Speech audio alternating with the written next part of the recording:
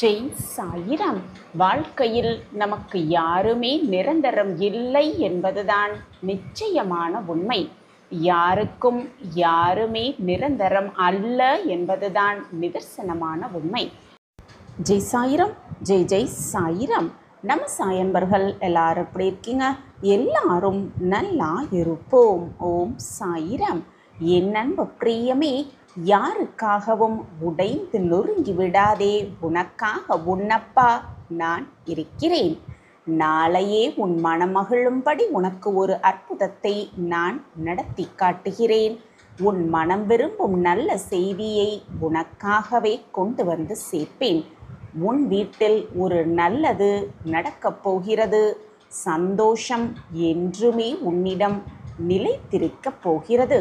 ஆம் என் பிரியமே, எப்பொழுதுமே நல்ல எண்ணத்தோடு இரு, நல்ல சிந்தனையோடு இரு, நல்ல நல்ல சொற்களை மட்டுமே பேசிக்கொண்டிரு. நீ நினைக்காத மாற்றத்தையும் நிச்சயமாக உன்னிடம் கொண்டு வந்து சேர்ப்பேன் உன் சாயி தேவா. எண்ணங்களின் சக்திதான் உன்னுடைய வாழ்வையே மாற்றும். எண்ணங்களின் சக்தி அவ்வளவு பெரியதானது. வாழ்க்கையில் உனக்கு எல்லாமே நல்ல விதமாகவே மாறுவதற்கும் நல்ல விதமாகவே நடப்பதற்கும் உன்னுடைய நல்ல எண்ணமே உனக்கு வழிவகை செய்யும். என் அன்பு பிரியமே, நீ எடுக்கும் பல முடிவுகள் பிறருக்கு நகைச்சுவையாக இருந்தாலும் அதன் காயத்தை உன்னால் மட்டுமே உணர்ந்திருக்க முடியும். அதனுடைய அர்த்தத்தை உன்னால் மட்டுமே உணர்ந்திருக்க முடியும். பொருளை இழப்பது தியாகமல்ல என் பிரியமே, ஆசைகளை இழப்பதுதான் தியாகம். நீ நன்றாக இருக்கிறாயா இல்லையா? மற்றவர்கள் நன்றாக இருக்க வேண்டும் என்று வாழ்த்தி பார்க்க கற்றுக்கொள். நிச்சயமாக நீயும் நன்றாகவே இருப்பாய். நீயும் நன்றாகவே இருக்கலாம். எண்ணங்கள்தான் வாழ்க்கையை மாற்றுகிறது. ஆம் என் பிரியமே, இதை விளக்கும் விதமாக ஒரு சிறிய கதையை பார்க்கலாம். எண்ணங்களின் சக்தி அவ்வளவு வலிமை வாய்ந்தது என்பதற்கு இந்த ஒரு கதை எடுத்துக்காட்டும். இந்த கதை ஒரு இளைஞனை பற்றியது. அவன் ஒரு பெரிய பணக்காரரிடம் வேலை செய்து வந்தான். அவனுடைய பெற்றோர்கள் உலகில் இல்லை. அவனது வாழ்வு மிகவும் கஷ்டத்தில் போய்கொண்டிருந்தது. அவன் தினமும் வேலைக்கு சென்று பணம் சம்பாதித்து வீட்டிற்கு வந்து சமைத்து சாப்பிட்டு விட்டு அவனுடைய அன்றாட வாழ்க்கையை கழித்து கொண்டிருந்தான். ஒரு நாள் அந்த இளைஞன் ஒரு வயதான முதியவரை பார்த்தான். அவர் தனது முதுகில் 3 மூட்டைகளை சுமந்து கொண்டு ஒரு நகரத்திலிருந்து மற்றும் ஒரு நகரத்திற்கு சென்று கொண்டிருந்தார். அவர் மிகவும் வயதானவராகவும் இருந்தார். நீண்ட நேரம் பயணம் செய்து கொண்டிருந்தார். கடைசியில் சிறிது தூரம் நடந்த பிறகு அவர் களைப்படைந்து ஒரு மரத்தடியில் அமர்ந்தார். அப்பொழுது அவர் ஒரு இளைஞனை பார்த்தார். அந்த இளைஞன் அதே பாதையில் சென்று கொண்டிருந்தான். அந்த முதியவர் செல்ல வேண்டிய திசையிலேயே அந்த இளைஞனும் சென்று கொண்டிருந்தான். அப்பொழுது அந்த இளைஞனை முதியவர் கடந்து சென்றார். அப்பொழுது அந்த இளைஞனிடம், மகனே, உன்னால் எனக்கு உதவ முடியுமா என்று கேட்டார். இந்த மூட்டைகள் மிக மிக கனமாக இருக்கிறது. நானும் வயதாகிவிட்டேன். என்னால் இவ்வளவு நேரம் பாரத்தை சுமக்க முடியாது. நான் மிகவும் களைத்தும் இருக்கிறேன். நீ எனது ஒரு மூட்டையை எடுத்துக்கொண்டு என்னை அடுத்த கிராமத்திற்கு அழைத்து செல்ல முடியுமா? அதற்கு பதிலாக நான் உனக்கு 3 தங்க நாணயங்கள் கொடுப்பேன் என்றார். அந்த இளைஞன் அந்த பக்கீரின் எல்லா வார்த்தைகளையும் கேட்டான். பிறகு அந்த முதியவரிடம், பரவாயில்லை ஐயா, நான் உங்களுக்கு உதவ தயாராக இருக்கிறேன். நீங்கள் எங்கே செல்ல வேண்டும் என்று சொல்லுங்கள் என்றான். இப்படி சொல்லிவிட்டு அந்த இளைஞன் அந்த முதியவரின் ஒரு மூட்டையை தூக்கி தனது தோளில் போட்டுக்கொண்டான். அப்பொழுது அந்த இளைஞனுக்கு அந்த மூட்டை உண்மையில் மிகவும் கனமாக இருக்கிறது என்று தோன்றியது. அந்த இளைஞனும் முதியவரும் இருவரும் சாலையில் முன்னோக்கி நடந்தனர். சிறிது தூரம் நடந்த பிறகு அந்த கிராமம் முடிவடைந்து ஒரு வெறிச்சோடிய பாதை முன்னோக்கி சென்றது. அவர்கள் இருவரும் தங்கள் வழியில் சந்தோஷமாக முன்னோக்கி சென்று கொண்டிருந்தனர். கூட்டத்திலிருந்து முழுவதுமாக விலகி வந்ததும் அந்த இளைஞன் அந்த முதியவரிடம், இந்த மூட்டையில் அப்படி என்னத்தான் இருக்கிறது, இவ்வளவு கனமாக இருக்கிறதே என்று கேட்டான். அதற்கு அந்த முதியவர், ஒன்றுமில்லை மகனே, இதில் சில செப்பு நாணயங்கள் நிரப்ப இருக்கின்றன, அதனால்தான் மூட்டை கனமாக இருக்கிறது என்று பதிலளித்தார். அந்த முதியவரின் இந்த வார்த்தைகளை கேட்டதும் இளைஞன் மனதிற்குள், இந்த முதியவர் நிச்சயம் ஒரு வியாபாரியாக இருக்க வேண்டும், அதனால்தான் இவ்வளவு செப்பு நாணயங்களை எடுத்து கொண்டு செல்கிறார் என்று நினைத்தான். பிறகு அவனுக்கு ஒரு எண்ணமும் வந்தது. நான் என்ன செய்ய வேண்டும்? நான் இந்த மூட்டையை அடுத்த கிராமத்திற்கு கொண்டு சேர்க்க வேண்டும், அவ்வளவுதான். அந்த எண்ணம் வந்ததும் அவன் செப்பு நாணயங்களை பற்றிய எண்ணத்தை மனதிலிருந்து நீக்கிவிட்டு தன் வேலையில் மும்முரமாக முன்னோக்கி நடக்க ஆரம்பித்தான். இன்னும் சிறிது நேரம் கழித்து இருவரும் ஒரு நதிக்கரைக்கு வந்தனர். அந்த இளைஞன் பலசாலியாகவும் சுறுசுறுப்பாகவும் இருந்ததால் யோசிக்காமல் ஆற்றில் இறங்கினான். ஆனால் அந்த முதியவர் இன்னும் கரையில் நின்று கொண்டிருந்தார். அப்பொழுது இளைஞன் முதியவரிடம், வாருங்கள், நாம் நதியை கடக்க வேண்டும், அப்பொழுதுதான் அந்த கிராமத்திற்கு செல்ல முடியும் என்றான். அதற்கு முதியவர் அந்த இளைஞனிடம், மகனே, நாம் அந்த நதியை கடக்க வேண்டும் என்று எனக்கு தெரியும், ஆனால் உனக்கு தெரியும், நான் இப்பொழுது வயதாகிவிட்டேன், 2 மூட்டைகளை சுமந்து கொண்டு என்னால் நதியை கடக்க முடியாது, என் கால் சறுக்கினால் என்ன ஆகும் என்று சிந்தித்தாயா? நீ எனது இன்னொரு மூட்டையை எடுத்துக்கொள்ள முடியுமா என்று கேட்டார். அதற்கு பதிலாக, நான் உனக்கு மேலும் 3 தங்க நாணயங்கள் கொடுப்பேன் என்றார். அதற்கு அந்த இளைஞன் சிரித்துக்கொண்டே முதியவரிடம், நீங்கள் என்னை கஷ்டப்படுத்துகிறீர்கள், நீங்கள் எனக்கு தங்க நாணயங்கள் கொடுக்காவிட்டாலும் உங்கள் வேலையை நிச்சயம் நான் செய்வேன், நான் உங்களை அந்த கிராமத்திற்கு அழைத்து செல்வேன் என்றான். அதற்கு அந்த முதியவர் அந்த இளைஞனை பார்த்து சிரித்துக்கொண்டே, மகனே, நீ ஒரு நல்ல மனிதன் போல் தெரிகிறாய் என்று கூறினார். இப்படி சொல்லிவிட்டு அவர் அந்த 2வது மூட்டையையும் இளைஞனிடம் கொடுத்தார். இளைஞன் அந்த 2வது மூட்டையை தன் தோளில் வைத்த பொழுது அந்த மூட்டையும் அவனுக்கு மிக கவனமாக இருந்தது. ஆனால் அவன் அங்கே எதுவுமே சொல்லவில்லை. எப்படியோ இருவரும் நதியை கடந்தனர். நதியை கடந்த பிறகு பேச்சிற்கு நடுவே அந்த முதியவரிடம், கடைசியில் இந்த 2வது மூட்டையில் என்ன இருக்கிறது என்று கேட்டான். இந்த மூட்டையில் வெள்ளி நாணயங்கள் இருக்கிறது, அதனால்தான் இந்த மூட்டையும் மிகவும் கனமாக இருக்கிறது என்று பதிலளித்தார். இந்த காரியங்களை கேட்டதும் இளைஞனின் மகம் வேகமாக செயல்பட ஆரம்பித்தது. அவன் நினைத்து கொண்டிருந்தான், அடடா, இது ஒரு வெறிச்சோடிய இடம், இந்த நாணயங்களை எடுத்துக்கொண்டு இங்கிருந்து ஓடிவிட்டால் இந்த முதியவர் எப்படி என்னை பிடிப்பார்? அவர்களை பிடிக்க முடியாது என்று நினைக்கிறேன். இவருக்கு உதவ இங்கு யாருமே இல்லை. இது நிறைய நாணயங்கள், இவற்றை கொண்டு நான் ஒரு நல்ல கடையை வாங்கலாம், புதிய தொழிலை துவங்கலாம். மேலும் இந்த வயதான முதியவருக்கு அந்த பணம் எதற்கு? இதை நான் வைத்துக் கொள்வது நல்லது. இளைஞன் இதை பற்றி யோசித்து கொண்டிருந்த பொழுது திடீரென்று அவனுக்கு ஆச்சரியமாக இருந்தது. நான் என்ன யோசிக்கிறேன்? இந்த முதியவர் எங்கிருந்து வருகிறார் என்று தெரியவில்லை. எதை வைத்து இவ்வளவு பணம் சேர்த்திருப்பார்? நான் இவரை பயன்படுத்தி கொள்ளக்கூடாது. இல்லை இல்லை, நான் இப்படி செய்யவே கூடாது என்று வேறு மாதிரியும் யோசனை செய்தான். சில நொடிகள் அவன் தனது மனதின் எண்ணங்களை கட்டுப்படுத்தி கொண்டான். ஆனால் சிறிது நேரம் கழித்து அவனது மனதின் எண்ணங்கள் அவனை முழுவதுமாக ஆட்கொள்ள ஆரம்பித்தது. அந்த இளைஞன் 2 மூட்டைகளை சுமந்து கொண்டு அந்த முதியவருக்கு பின்னால் சென்று கொண்டிருந்தான். சிறிது தூரம் நடந்த பிறகு ஒரு மலை வந்தது. அப்பொழுது அந்த இளைஞனிடம், மகனே, என்னால் இந்த மலையில் ஏற முடியாது, நான் மிகவும் வயதாகிவிட்டேன், நீ இன்னொரு மூட்டையையும் சுமக்க முடியுமா? எடுத்துக்கொண்டால் நான் உனக்கு மேலும் 3 தங்க நாணயங்கள் கொடுப்பேன். ஆனால் கவனமாக இரு, இது எங்கும் போட்டு விடாதே, இந்த மூட்டைகள் திறந்து விடக்கூடாது என்றார். அதற்கு அந்த இளைஞன், ஏன் முதியவரே, இதில் அப்படி என்ன இருக்கிறது என்று கேட்டான். அதற்கு முதியவர், தங்க நாணயங்கள் இருக்கிறது என்றார். அதை கேட்டதும் இளைஞனின் மனதிற்குள் மகிழ்ச்சி தாண்டவமாடியது. அமைதியாக அந்த மூட்டையையும் முதியவரிடமிருந்து பெற்றுக்கொண்டான். கண்ணிமைக்கும் நேரத்தில் அவர்கள் இருவரும் பாதையில் முன்னோக்கி நகர ஆரம்பித்தனர். இப்பொழுது முதியவர் எந்த பாரமும் இல்லாமல் நிம்மதியாக சென்று கொண்டிருந்தால் ஆனால் பின்னால் வந்த இளைஞனின் சுமையின் காரணமாக மெதுவாக நடந்து கொண்டிருந்தான் இளைஞன். அவன் தங்கத்தின் பெயரை கேட்டதிலிருந்து அவனது மனம் குதித்து கொண்டே இருந்தது. மனதிற்குள் ஏதேதோ எண்ணங்கள் ஓடிக்கொண்டே இருந்தது. என் வாழ்நாள் முழுக்க நான் நிம்மதியாக இருப்பதற்கு இந்த ஒரு மூட்டை போதும் என்று அவன் மனதிற்குள் என்னென்னவோ ஓட்டம் ஓடிக்கொண்டே இருந்தது. நான் ஒரு காரியம் செய்கிறேன், இந்த பணத்தை எடுத்துக்கொண்டு இங்கிருந்து ஓடிவிடுகிறேன். இளைஞனின் மனதில் எண்ணற்ற எண்ணங்கள் அலை மோதின. இளைஞனின் மனம் இப்பொழுது அவனது புத்தியை முழுவதுமாக ஆட்கொள்ள ஆரம்பித்தது.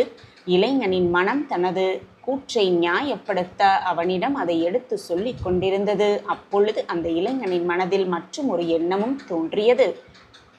இப்பொழுது அந்த இளைஞன் முதியவர் ஒரு திருடன் போல தெரிகிறது. இல்லையென்றால் இவ்வளவு தங்க நாணயங்கள் இவருக்கு எங்கிருந்து வரும்? இவர்கள் ஒரு வியாபாரியாக இருந்தால் இப்படி நடந்து பயணிக்கவே மாட்டார்கள். இவர்களிடம் இவ்வளவு பணம் இருந்திருந்தால் இவர்கள் ஏதாவது ஒரு வாகனத்தை ஏற்பாடு செய்திருக்கலாமே. இவர் ஒரு திருடன் போல தெரிகிறது. ஒரு திருடனிடமிருந்து திருடுவது தவறில்லை என்று நினைத்தான்.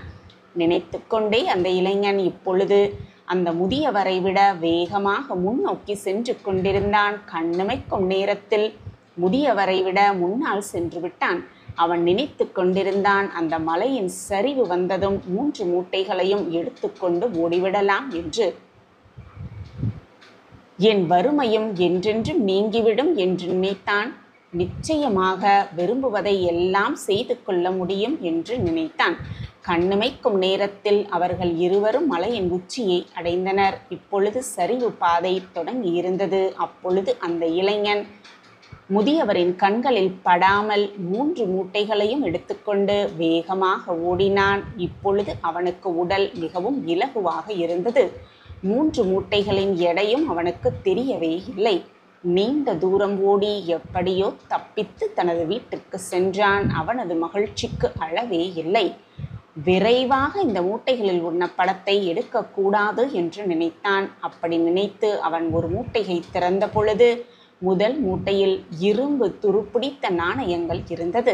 அதை பார்த்து அவனால் நம்பவே முடியவில்லை. 2வது மூட்டையையும் திறந்தான். அதில் இரும்பு துருப்பிடித்த நாணயங்களே இருந்தன. இதை பார்த்த அந்த இளைஞன் அதிர்ச்சியடைந்தான். என்ன நடக்கிறது? இந்த முதியவர் வேறு எதையோ கூறினாரே என்று நினைத்தான். இப்பொழுது அவன் தங்க மூட்டையை திறந்தான். அதிலும் இரும்பு துருப்பிடித்த நாணயங்களே இருந்தது. இதை பார்த்த இளைஞன் கோபமடைந்தான்.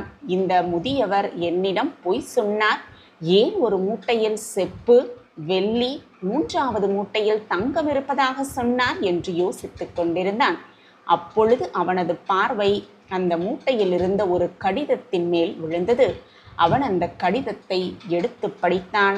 அந்த கடிதத்தில் எழுதப்பட்டிருந்தது, இந்த நாடகம் முழுமையாத ஒரு நேர்மறையான மனிதனை தேடுவதற்காகவே நடத்தப்பட்டது. நான் தான் இந்த ராஜ்யத்தின் அரசர். எனக்கு குழந்தைகள் இல்லை. அதனால்தான் நான் இந்த சதி திட்டத்தை தீட்டினேன். இதன் மூலம் என்னுடைய ராஜ்யத்தில் எனக்கு பிறகு ராஜாவாக வரக்கூடிய ஒரு நேர்மையான மனிதனை கண்டுபிடிக்க முடியும். இந்த ராஜ்யத்தின் பாரத்தை முழுமையாக நேர்மையுள்ள எந்த விதமான பேராசையும் இல்லாத ஒருவனால் மட்டுமே சுமக்க முடியும் என்று எழுதியிருந்தது. அதை படித்ததும் அந்த இளைஞன் சத்தமாக அலற ஆரம்பித்தான். தலையை பிடித்து கொண்டு அமர்ந்தான். அவன் தனது மனதின் எண்ணங்களை கட்டுப்படுத்தியிருந்தால் அவனது வாழ்க்கை சீராக இருக்கும் என்று அவனுக்கு புரிந்தது. ஆனால் மனதின் எண்ணங்களை கட்டுப்படுத்த அவனால் முடியவில்லை.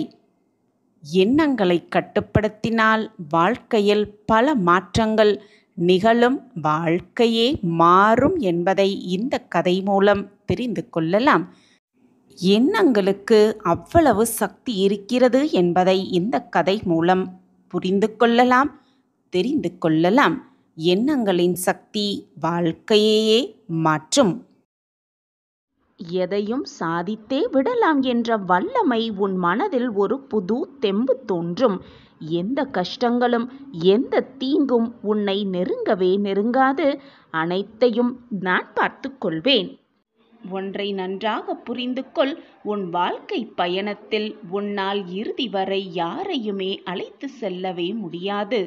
சில சமயம் நீ மனதில் நினைத்திருப்பாய், நம் வாழ்க்கை பயணத்தில் இறுதி வரை இவர் வந்தால் நன்றாக இருக்குமோ, இந்த உறவு வந்தால் நன்றாக இருக்குமே என்ற எண்ணம் உன் மனதில் தோன்றும். சில தருணம் உனக்கு மாறிக்கொண்டேதான் இருக்கும். அப்படி இருக்கும் பொழுது உன் மனதும் பல மாற்றங்களை அடைந்தே தீரும். காலங்கள் மாறிக்கொண்டேதான் இருக்கும், தருணங்களும் மாறிக்கொண்டேதான் இருக்கும். இப்படி மாற்றங்கள் நிகழ்ந்து கொண்டே இருக்கும் பொழுது நாமும் அப்படியே மாற்றங்கள் வருகிறதே, நாம் ஏன் என்ன செய்ய வேண்டும் என்று நினைத்து கொண்டு அப்படியே இருந்துவிடவும் முடியாதல்லவா? நமக்கான வேலையை நாம் செய்து கொண்டேதான் இருக்க வேண்டும். நமக்கு என்று அளிக்கப்பட்ட வாழ்க்கையை நாம் வாழ்ந்து கொண்டேதான் இருக்க வேண்டும்.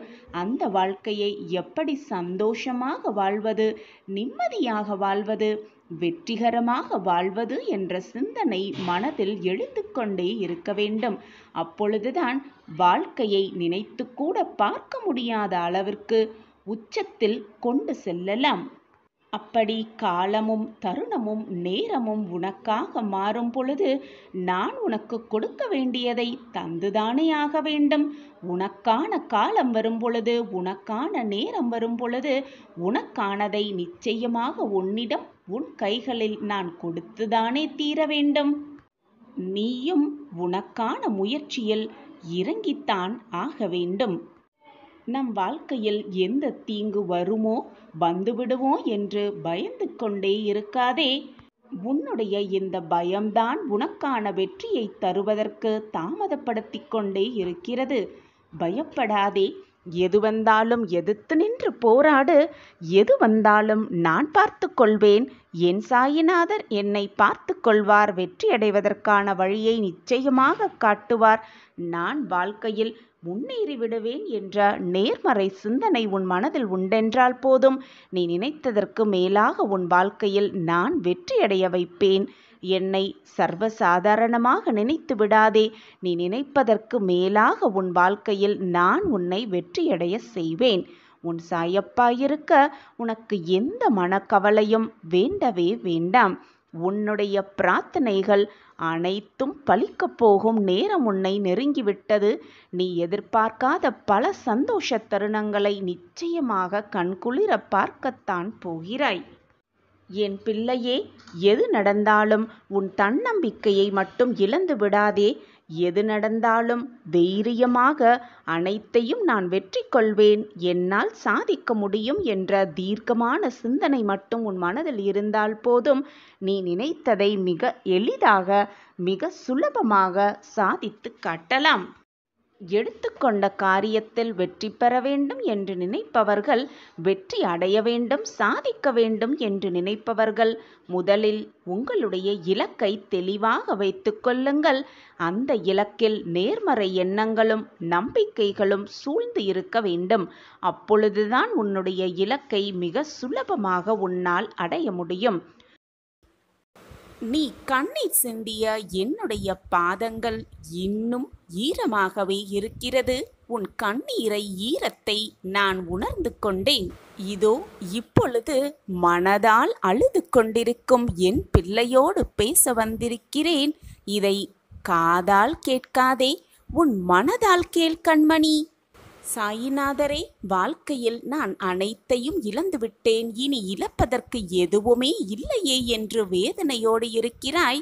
அனைத்தையும் இழந்தவர்கள், வாழ்க்கையில் அனைத்தையுமே இழந்து கொண்டிருப்பவர்கள் வேதனைப்படுவதற்கு அவசியம்தான் என்ன? ஏன் என்று உனக்கு புரிகிறதா? நீ இழக்க வேண்டும் என்று உன்னிடம் எதுவுமே இல்லைதானே? பின் வருத்தப்படுவதோ கவலைப்படுவதோ எதற்கு என்றுதான் உன் சாயி தேவா கேட்கிறேன். ஏதாவது ஒன்று இழந்தால் மற்றொன்றை பெறலாம் என்பது வாழ்க்கையின் நியதி. அப்படி இருக்கும் பட்சத்தில் உன் வாழ்க்கையில் நீ அனைத்தையுமே இழந்துவிட்டாய் என்னும் பட்சத்தில் நீ பெறுவதற்கான வாய்ப்பு வரப்போகிறது என்றுதானே அர்த்தம். இதை கூட உன்னால் புரிந்து கொள்ள முடியாமல் ஏன் இப்படி உன் மனதை போட்டு குழப்பிக் கொண்டே இருக்கிறாய் பிள்ளையே? ஆம் பிள்ளையே, நீ இழக்கும் காலங்கள் எல்லாம் ஒரு முடிவுக்கு வந்துவிட்டது. இனி நீ பெறத்தான் போகிறாய். பெறுவதற்காகவே உன் வாழ்நாளில் இதுநாள் வரை அனைத்தையும் இழந்திருக்கிறாய் என்பதை மனதாக ஏற்றுக்கொள். இனி நீ பெரும் காலம் மட்டுமே உன்னை நோக்கி வரப்போகிறது. என்னை தொட்டுவிட்டு இப்பொழுது இதை கேட்டுக்கொண்டிருக்கிறாய் என்றாலே உனக்கான நல்ல வாய்ப்பு உன்னை நெருங்கிவிட்டது என்றுதான் அர்த்தம். வாய்ப்பு ஒரு முறைதான் வரும். அந்த வாய்ப்பை மிக சரியாக பயன்படுத்தி கொள்பவனே வாழ்க்கையில் மிக பிரம்மாண்டமான வெற்றியை அடைந்தே தீருவான். மனதை போட்டு தேவையில்லாமல் குழப்பிக்கொள்ளாதே. நான் தவறு செய்துவிட்டேன், இனி என் தவறை நான் எப்படி திருத்திக் கொள்வது என்றெல்லாம் உன் மனதை போட்டு தேவையில்லாமல் வருத்தி கொள்ளாதே. மனிதனாக பிறக்கப்பட்டவன் தவறு செய்வது என்பது இயற்கைதான். நீயும் அதைதான் செய்திருக்கிறாய். ஆனால் அந்த தவறை நான் தவறு செய்தேன் என்று எப்பொழுது நீ உணர்ந்தாயோ அந்த நிமிடத்திலேயே இறைவன் உன்னை முழுவதுமாக ஆசிர்வதித்து விட்டான் என்றுதான் அர்த்தம்.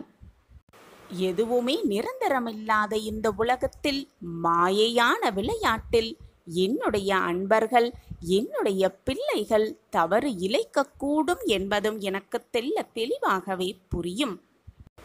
தவறு செய்தாலும் நான் உன் அருகிலேயே இருந்து அந்த தவறிலிருந்து எப்படி உன்னை காக்க வேண்டும் என்பதை பற்றி மட்டுமே யோசித்து கொண்டிருப்பேன். நீ தவறான வழியில் சென்றால் கூட உன்னை திருப்பிவிட என்னால் ஆன முயற்சிகளை நான் எப்பொழுதும் செய்து கொண்டே இருப்பேன். ஏதாவது தவறு செய்துவிட்டு ஆபத்தில் சிக்கிக்கொண்டால் நானே நேரடியாகவோ அல்லது மறைமுகமாகவோ அல்லது வேறு யாராவது மூலமாகவோ என் பிள்ளைகளை அந்த தவறிலிருந்து, அந்த கஷ்டத்திலிருந்து விடுவிப்பதற்கான அத்தனை வேலைகளையும் நான் செய்து கொண்டே இருப்பேன். நான் என்றுமே எப்பொழுதுமே என் பிள்ளைகளை கைவிட்டு விடவே மாட்டேன். என் பார்வை எப்பொழுதும் என் பிள்ளை மீது இருந்து கொண்டுதான் இருக்கும். எனவே எதற்குமே பயப்படாதே. நீ செய்தது தவறே இல்லை பிள்ளையே. நீ அதை தவறாக நினைத்தாலும் கூட நான் என் பிள்ளைக்காக அதை மன்னிக்க மாட்டேனா? தவறு செய்து திருந்திவிட்டால் உத்தமனாகி விடுகிறாய். எனவே நீ பயப்படுவதற்கு எதுவுமே இங்கு இல்லை. மனதை போட்டு தேவையில்லாமல் குழப்பிக்கொள்ளாதே. அனைத்தும் ஒரு நாள் மாறும். மாற்றங்கள் நிகழ்ந்து கொண்டேதான் இருக்கும் என்பதை தீர்க்கமாக நம்பு. உனக்கான ஒரு விஷயம் தாமதமாக நடக்கிறது என்றால் அது உனக்கான நிறைவான விஷயமாய் மாறப்போகிறது என்றுதான் அர்த்தம். உன்னை நான் அதிகமாக சோதிப்பேனே தவிர நிச்சயமாக ஒருபோதும் கைவிட மாட்டேன் என்பதுதான் உண்மையிலும் உண்மை. உன் சாயப்பா உன்னோடு இருக்கும் பொழுது உன் மனதில் தேவையில்லாத குழப்பமோ வருத்தமோ வேண்டவே வேண்டாம். உனது மனம் வருந்தினாலே போதும். உன் மனதிற்கு வருத்தத்தை உண்டு பண்ணியவர்களுக்கான தண்டனையை காலம் கொடுத்தே தீரும். எல்லாமே உடனுக்குடன் நடக்க வேண்டும் என்று நினைத்தால் நான் என்னதான் செய்ய முடியும் என் பிள்ளையே? கலங்காதே. நீ நடக்காது என்று நினைத்த காரியத்தையும் நான் மிக சுலபமாக நடத்தி முடிப்பேன். எப்பொழுது சாயிநாதரே எனது துயரங்கள் தீரப்போகிறது? இன்னும் எத்தனை காலம்தான் நான் காத்திருக்க வேண்டும் என்று உன் மனம் வாடுகிறது இல்லையா? இதோ இங்கே இருக்கிறேன். இதோ உன் அருகில் இருக்கிறேன். நீ உறங்கும் போதும், ஓய்வெடுக்கும் பொழுதும், வேலையில் ஈடுபட்டு கொண்டிருக்கும் பொழுதும் உனது கண்களில் எதிரே உனக்கு முன்பாக நான் அமர்ந்து கொண்டுதான் இருக்கிறேன். திரும்பும் திசையெல்லாம் நான் உன்னோடு இருந்து கொண்டுதான் இருக்கிறேன். நீ காண்கின்ற ஒவ்வொரு ஜீவராசிகளின் வடிவிலும் நான் உன்னை சூழ்ந்து கொண்டுதான் இருக்கிறேன். ஏன் உன்னுள் இருக்கிறேன்? நிழலாக தொடர்ந்து கொண்டும் இருக்கிறேன். என்னுடைய குரல் உன் செவிகளில் கேட்கத்தான் போகிறது. ஆம் பிள்ளையே, எனது அன்பு செல்வமே, எனது அற்புதமான குரல் உன் செவிகளில் கேட்கப் போகிறது. அப்போது நான் உன்னுடன் இருப்பதை உணர்ந்து கொள்வாய். எனது குரல் மீண்டும் கேட்கும் தருணத்தில் என்னை முழுவதுமாக புரிந்து கொள்வாய். நான் இருக்கிறேன். எப்பொழுதுமே என்னுடைய உருவம் உன் பின்னால் நிழலாக எப்பொழுதும் உனக்கு துணையாக வந்து கொண்டே இருக்கும். எது உன்னை துன்புறுத்தினாலும் கவலைப்படாமல் இரு. எது வந்தாலும் எதிர்த்து நின்று போராடு. எதுவும் என்னை மீறி நடக்காது என்பதை தீர்க்கமாக நம்பு. அனைத்தும் நன்மைக்கே, நடப்பது எல்லாம் நன்மைக்கே என்பதை தீர்க்கமாக நம்பு. எது வந்தாலும் சகித்து கொள்ள முயற்சி செய். எனது தாமரை பாதங்களில் அனைத்தையும் சமர்ப்பித்துவிடு. எதுவுமே இங்கு நிரந்தரமே இல்லை. எல்லாம் ஒரு நாள் மாறும். மாறிதான் தீர வேண்டும். காலம் அந்த மாற்றத்தை கொடுக்கும். என்னை நம்பி வந்த உன்னை எத்தனை ஜென்மங்கள் எடுத்தாலும் நான் தாங்கி நின்று கொண்டே இருப்பேன். ஆரம்பத்தில் என்னை நிராகரித்து உன் மனப்போன போக்கில் சென்றாய். கடமையே என்று என்னை பூஜித்தும் வந்தாய். ஆனால் காலங்கள் பல கடந்து பலமுறை அற்புதங்களை நிகழ்த்தி என்னை நீ புரிந்து கொள்ள வைத்தேன். நினைத்துப்பார், எப்படி எப்படியோ வாழ்க்கையை நகர்த்தி கொண்டு வந்தாயல்லவா? ஓடிக்கொண்டும் இருந்தாயல்லவா? கீழே விழுந்த உன்னை எனது கரம் கொண்டு நான் இழுத்து வந்திருக்கிறேன். நீ எத்தனை முறை விழுந்தாலும் தோற்றதாக அர்த்தமே கிடையாது. ஜெயித்து கொண்டு வந்திருக்கிறாய் என்றுதான் அர்த்தம். இதை முதலில் நினைவில் வைத்துக்கொள். மறவாமல் நினைவில் வைத்துக்கொள். பல பேர் வாழ்க்கையை வாழ்வதற்கு தைரியம் இல்லாமல் இன்றும் பல துயரங்களை அனுபவித்து கொண்டுதான் வருகின்றனர். ஆனால் நீயோ அத்தனையும் கடந்து நானே கதி என்று என்னை நம்பி என்னிடத்தில் ஒப்படைத்து என்னை விடாமல் பூஜித்து கொண்டும் இருக்கிறாய். உன்னை வழிநடத்தும் ஆசான் நான்தான். உன்னை வாழ்க்கையில் அனைவரும் வியக்கும் வண்ணம் உயர்த்துவதே என்னுடைய பொறுப்பு. இந்த தகப்பனின் கடமையும் கூட. இந்த தகப்பனின் கடமையை நான் எப்பொழுதும் மீளவே மாட்டேன். நான் இருக்கிறேன். என் உருவம் உன் பின்னால் நிழலாக துணையாக வந்து கொண்டே இருக்கும். நம்பிக்கை இழந்து விடாதே. அனைத்தும் என்னையே சேரும். எதுவாக இருந்தாலும் என்னிடத்தில் சொல்லிவிட்டு செயல்படு. என் பரிபூரண ஆசிர்வாதம் உனக்கு எப்பொழுதுமே உண்டு. உனது கர்ம வினைகளை நான் தீர்த்து வைப்பேன். என் அன்பு குழந்தையே, உன் மனதில் இப்பொழுது என்ன ஓட்டம் ஓடிக்கொண்டிருக்கிறது என்பது எனக்கு நன்றாகவே தெரியும். இந்த காலங்களுக்கு தான் காதுகளே கிடையாது போலிருக்கிறதே. கோரிக்கைகளையும் பிரார்த்தனைகளையும் அதன் முன் நாம் வைத்து கொண்டுதான் இருக்கிறோம். ஆனால் அந்த காலம் அது நினைத்ததையே நிறைவேற்றிவிட்டு போகிறதே. ஏன் இந்த வாழ்க்கை இப்படி இருக்கிறது? நமக்கு மட்டும் ஏன் கஷ்டங்கள் வந்து கொண்டே இருக்கிறது?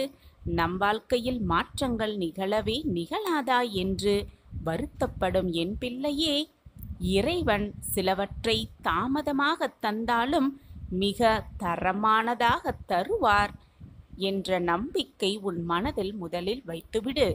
சோர்ந்து போகாதே. நல்ல வாழ்வு உனக்காக காத்து கொண்டிருக்கிறது. வாழ்நாள் முழுவதும் வெற்றியடைவதற்கான ஒரு அரிய சந்தர்ப்பம் உன் கண்முன்னே தெரிகிறது.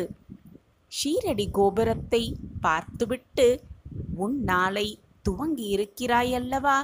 இனி நீ எடுத்து வைக்கும் எல்லா பாதையும் உனக்கான வெற்றி பாதையாகவே இருக்கும்.